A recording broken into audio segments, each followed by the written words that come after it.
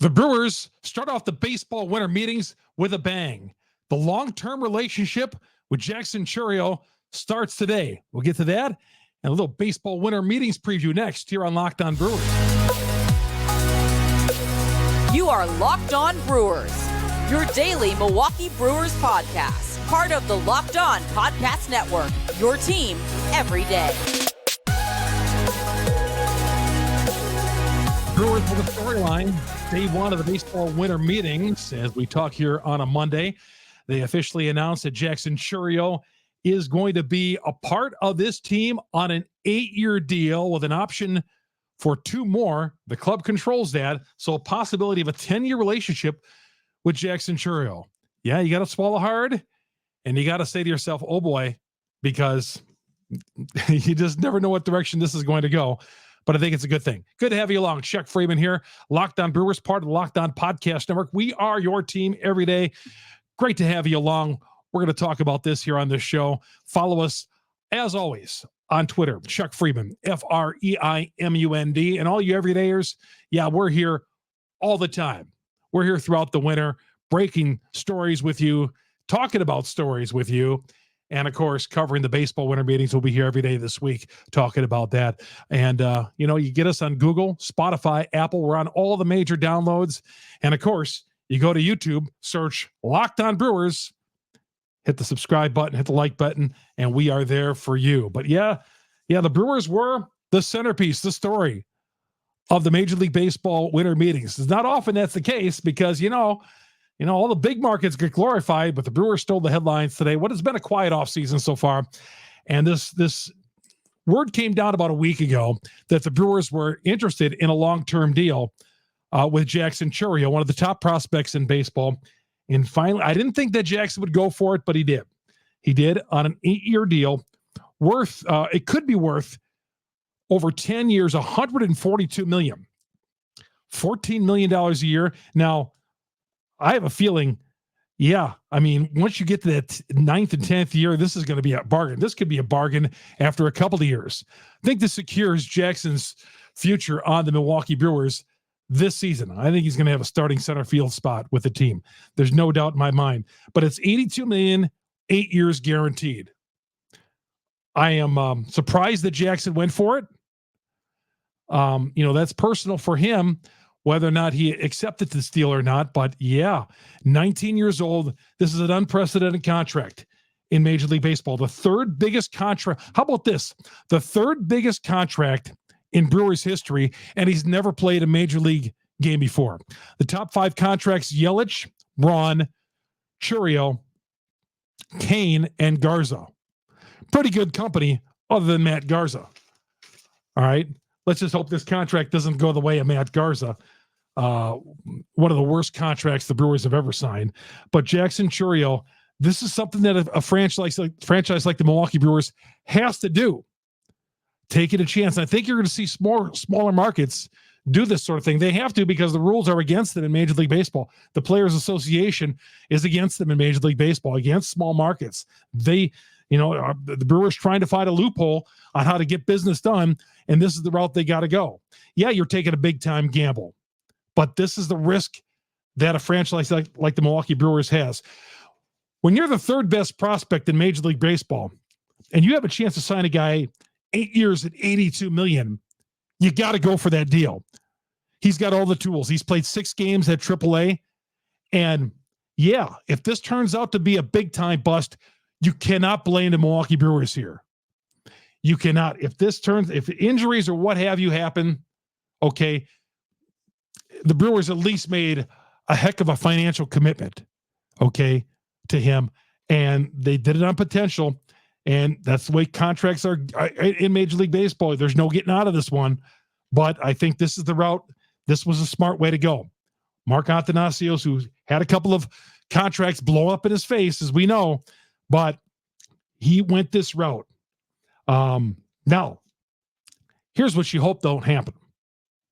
And we're still getting to learn Chourio as a player and as a person. Okay, he's only 19 years old. Just had the braces removed. Okay, he's that young. You just hope, okay, you cross your fingers that the kid is going to keep the fire burning. He's going to keep the competitive drive going, that he's not settling in on that 10-year, $142 million, or in this case, guaranteed 8 years, $82 million. All right. You hope, because he could reach the 10 years, $142 million with those escalators, and if things go right. And if things go right for him and the Milwaukee Brewers, 10 years, $142 million, that means a lot of things. This guy would have turned out to be a fantastic ball player. And $14 million a year, that would be an absolute steal. But if it doesn't, you can't blame the Brewers for trying here. Like I've said in past podcasts, when the Brewers do something like this, you hold your breath, because the Yankees do something like this, the Red Sox, the LA Dodgers, sure, it take a couple of bumps, but the Brewers, this is a major bump if this thing doesn't go wrong, given their financial state. Club option for 2 more years after that $8 million year, eighth year. You got the 2 more years. But you hope that Chourio, he's going to continue to get better. The drive is still there. He continues to improve as a ball player, and he makes himself into one of the all-time greats in Brewer history.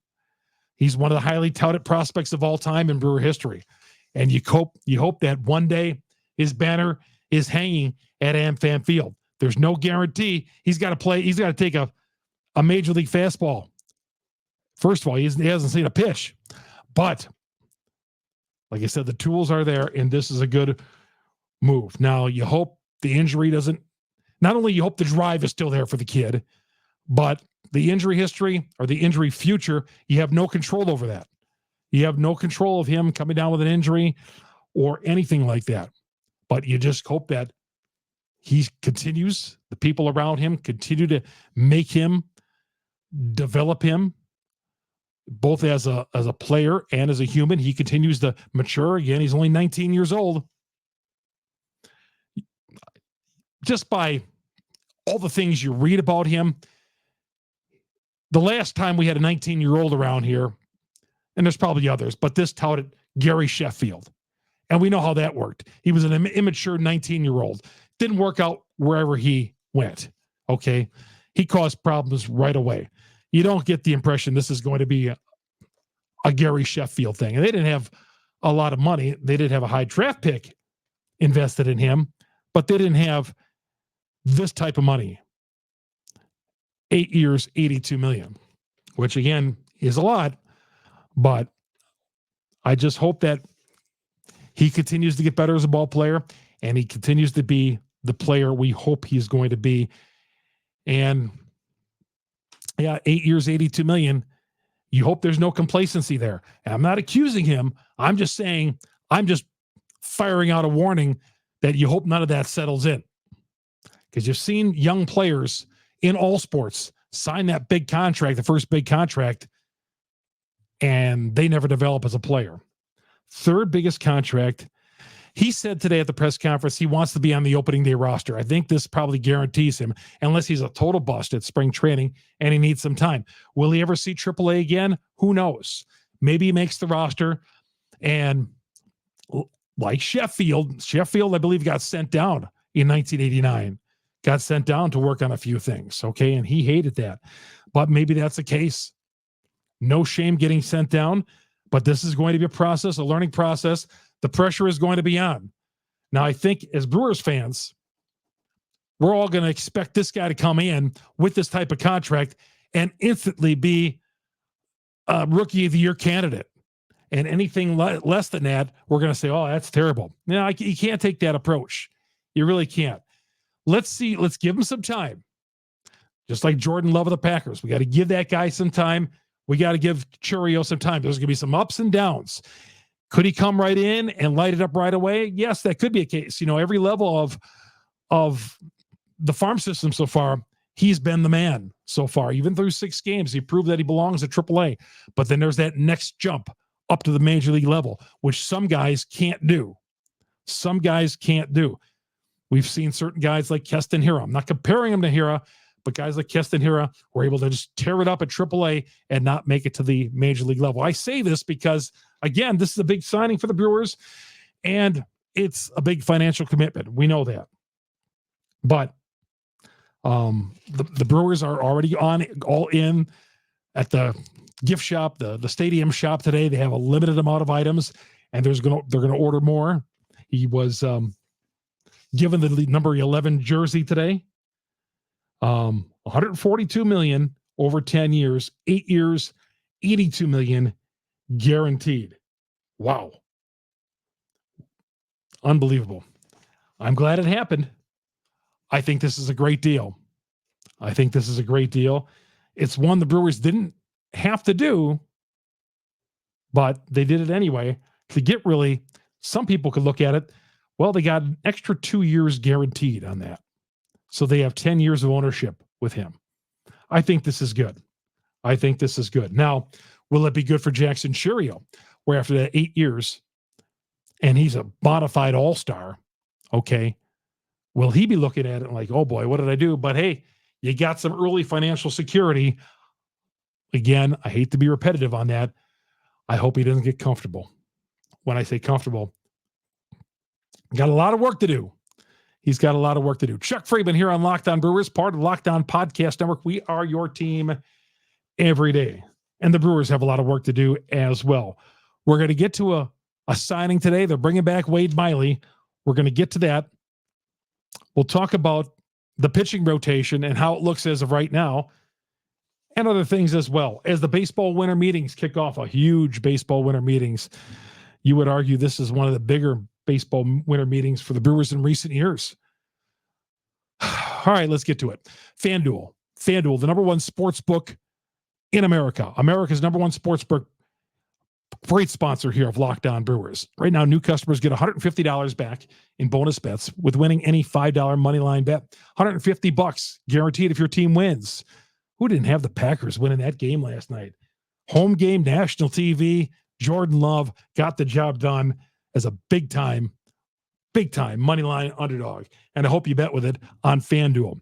$150, any winning moneyline bet. You get $150 in free bonus money if your team wins. So if you bet on the Packers yesterday, you got that $150 coming your way. If you've been thinking about joining FanDuel, getting in on the action, now's the time to go. College basketball, the NBA, the tournament is underway. College football, you got all these bowl games coming up. And of course, the Final Four for college football and college basketball, you have holiday tournaments for the next month or so. It's going to be getting good. So the app is easy to use, spreads, player props, over and unders. You got it all. So visit FanDuel.com/lockedon and get your NFL betting. Get it all on, including tonight with Monday Night Football. FanDuel, the official partner of the NFL, and take advantage of that $150 in bonus bets with any winning $5 moneyline bet. Chuck Freeman here on Lockdown Brewers, part of the Lockdown Podcast Network. We are your team every day. We're coming back. We'll talk a little bit about the baseball winter meetings and what's going on. That's all coming up next. And what the Brewers should do about that outfield spot and pitching. That's next here on Lockdown Brewers. Welcome back to Lockdown Brewers. Chuck Freeman, your host. Good to have you along here. Yeah, the baseball winter meetings. Yeah, the general managers meetings coming up. You had them a few weeks ago, right before Thanksgiving, down in Scottsdale. And here they're in Nashville. And the Brewers were the big story today with Jackson Chourio. What will the Brewers do down here? Will they set a few tables? And I think you can't get disappointed if the Brewers don't make any moves down in Nashville this week. They could be laying the groundwork. He's got a suite down there, Matt Arnold in his hotel at the resort, and he's supposed to be talking to a lot of people and a lot of things. I would love to see the Brewers come away with a blockbuster deal. Yeah, signing Jackson Chourio, that's a blockbuster deal, but I mean a blockbuster trade, even if it involves Corbin Burnes. Now, I'm sure you've read a lot of articles recently about Corbin Burnes. Should he be dealt? Should they hang on to him, keep him for the year, get a high draft pick as a result? Should they lose him? You make up a qualifying offer. I am on record with saying I think they should trade him. They should trade him. Now, if you trade him, you better get a couple of veterans back, because your rotation right now would be, if you trade Burnes, Peralta, Miley, and Adrian Hauser would be like your top three in that rotation. Okay. That's a significant drop off from what the Brewers had going into last year. You hope you get another starter coming back. You're not going to be in the market for any free agents. You're not going to be buying any free agents. You're not going to be trading for people who have a 1 year left of control, who are high profile pitchers. You're not going to be doing any of those moves. We all know that. The pitching rotation is going to take a hit, I think, either way, whether Burns is on this team or not. And signing Wade Miley, yeah, that's a good move, but you're banking on a 38-year-old pitcher. You're banking on a 38-year-old pitcher whose best days, it seems, have been with the Milwaukee Brewers, and you're rolling the dice that he's going to keep it going. But Wade Miley does sign his deal. That news came on right before we came on the podcast airwaves. Sounds like a 1 year deal on Wade Miley. The news just came out. So that's good. They added him. And yeah, there's the risk of injury with a guy at that age. And will he keep the production up? But I think it's a good move by both teams. Wade Miley rejoining the team. I guess you could say rejoining the team for a third time after he recently, on the option of that contract that he signed last year, dropped out of the option, and now he signs the deal with the Brewers. Again, I don't have the complete details here because it just happened prior for us coming on the air here. But the rotation right now, yeah, it does not look good. It is not great. And missing Woodruff in it is a big part of it. But they got it done last year without Woodruff for a majority. But that, with Woodruff in that rotation, it makes it great. And Burns in that rotation makes it great. I'm banking on Burns not being here. But Burns has also said he knows he's not here long term. He said recently in an interview with Eric Krass on his podcast that he's looking at it, that he's going to be the opening day starter, and he's going to make the Milwaukee Brewers roster, and he's going to be here for, at least that final year.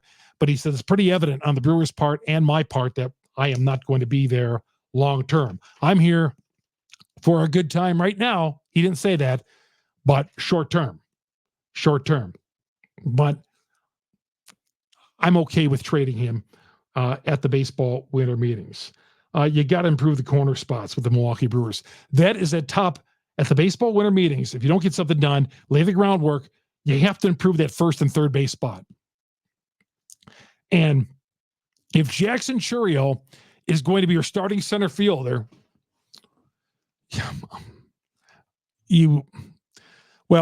I don't know what you'd get for Garrett Mitchell because he's coming off the injury. But if he was healthy and had a great year last year, you would have been able to trade him for some pieces. But as it is, you still have some nice pieces. Joey Wiemer, I thought, for a rookie year, his stock with me went down a little bit. I just thought that hitch in the swing. Now he's a plus outfielder. There's no doubt about it. I don't know what the market would be out there for Joey Wiemer. Okay, in a package deal, fine. But I think I would be okay with trading him. All right. I just don't know what his value is to other general managers around Major League Baseball. But I'm looking, if you're the Milwaukee Brewers, you have and I know you don't want to trade some of these young guys, but you have such young guys out there. You need to, in the outfield, there's such a crowded outfield spots, especially with the signing of Jackson Chourio. You're going to have to trade some of those young guys. I don't know if it's Tyrone Taylor. Okay. I'm good with that. All right. Even Sal Frelick, because I gotta help that first and third base spot. Okay. Jackson Chourio's taking up one of those spots in the outfield. And unless they're thinking about moving Christian Yelich to first base or the DH spot, he's got one of the outfield spots as well. So you got Jackson Chourio and you got Christian Yelich in two of the three spots. Sal Frelick, he's going to be at the other spot. Okay, I would think. What are you going to do with Garrett Mitchell? Okay. What are you going to do with Joey Wiemer?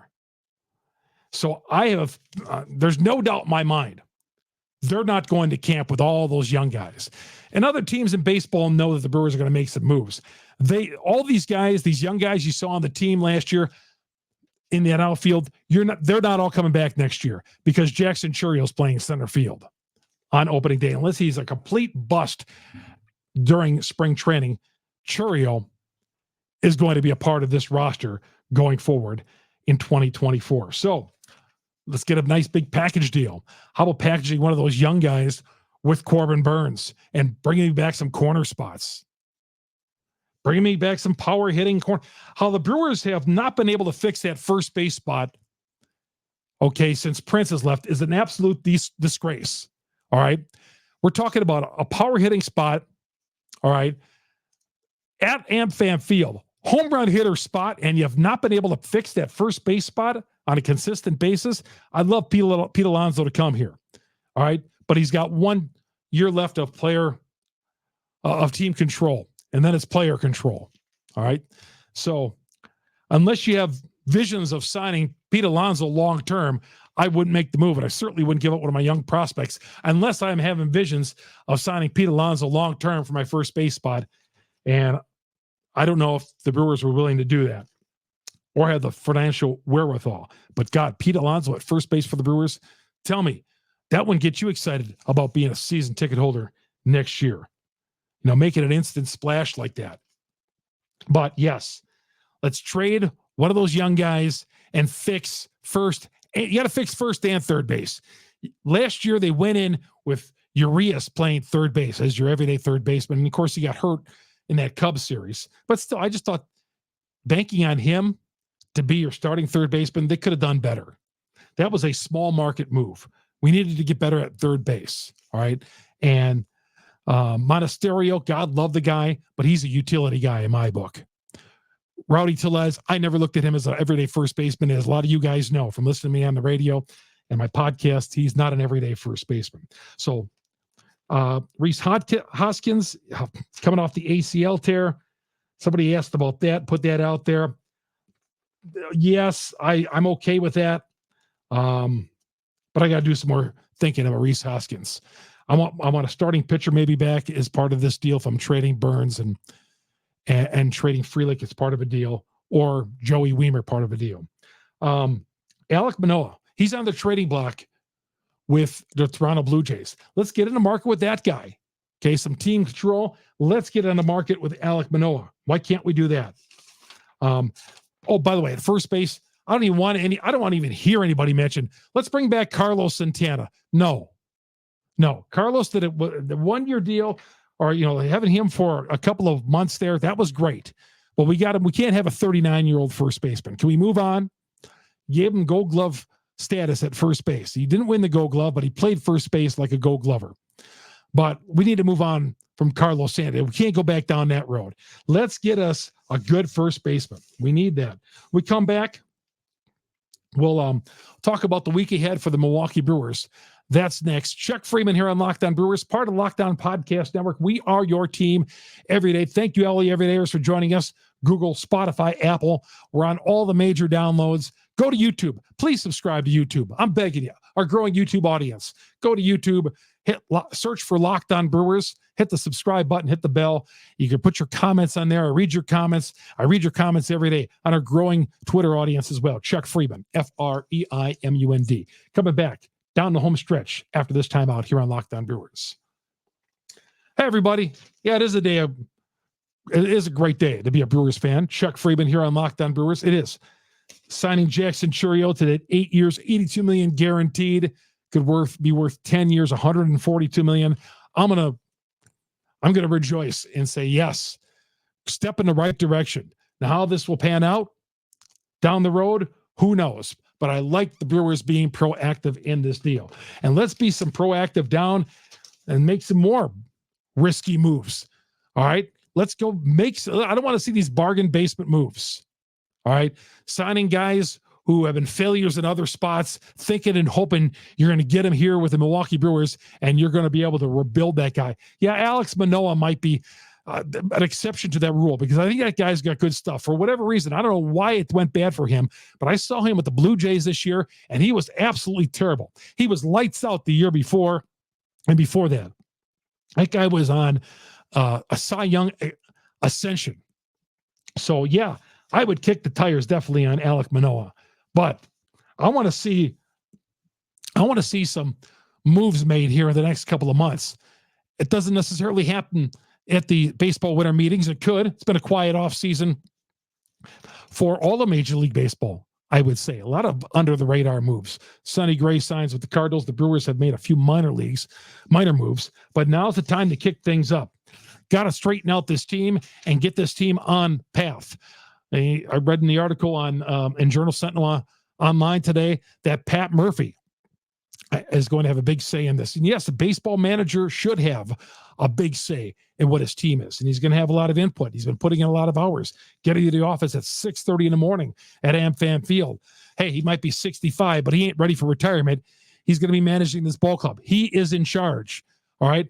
Let's get him, let him be a part of the decision process on signing some of these guys. Okay. Let's not look at him as a short-term experiment here. All right. But let's build this team up. Let's get better in the offseason. I don't think last year they got better in the offseason. You know, they made Contreras, the move they made with Contreras, that worked out great. That was a fantastic move, getting him. You need a backup catcher as well. All right. You probably need another bullpen guy as well. Things fell into place when that offense stunk last year for the Milwaukee Brewers. I'm not counting on that pitching staff to be as great as it was this past year, nor that bullpen. All right. Some guys that we counted on, the Uribes and Pegueras, fantastic. Holby Milner, fantastic. Can we count on it again in 2024? They need to improve this offense. They need to get better offensively during the baseball winter meetings and the succeeding weeks. We'll see what happens. My name is Chuck Freeman, Lockdown Brewers, part of the Lockdown Podcast Network. We're going to be here covering, and if something happens with the Milwaukee Brewers, we'll be dropping videos on it as soon as it happens. I got my ears and eyes open down at Nashville to see what's going on and talking to people, and we'll keep you well covered right here on Lockdown Brewers, part of the Lockdown Podcast Network. We are your team every day. So long, everybody.